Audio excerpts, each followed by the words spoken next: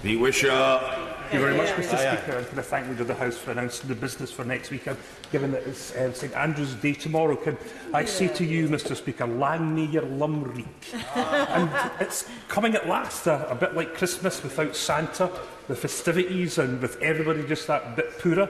Yes, Brexit Day, vote day is almost here, and with a generous 5 days to debate the so-called meaningful vote on the government's Brexit deal.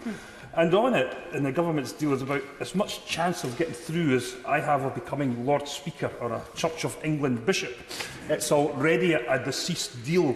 Like the great Norwegian blue parrot, this is a deal that won't even be pining for the Norwegian fjords. It won't even be pining for a Norwegian plus deal. This deal, like that great comic parrot of yore, has just about squawked its last and is about to go and meet its maker.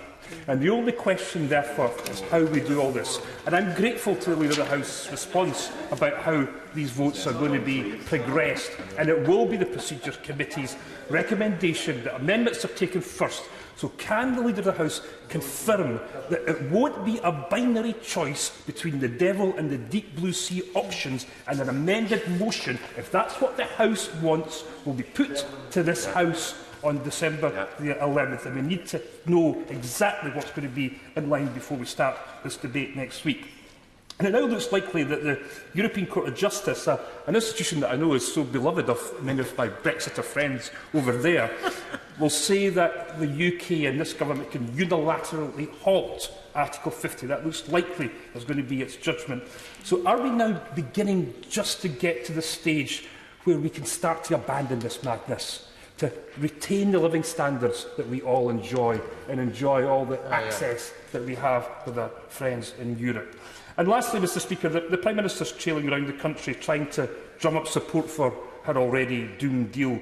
Yesterday, she was in Scotland drumming up opposition to her deal, where opposition to her deal now stands at almost 70%.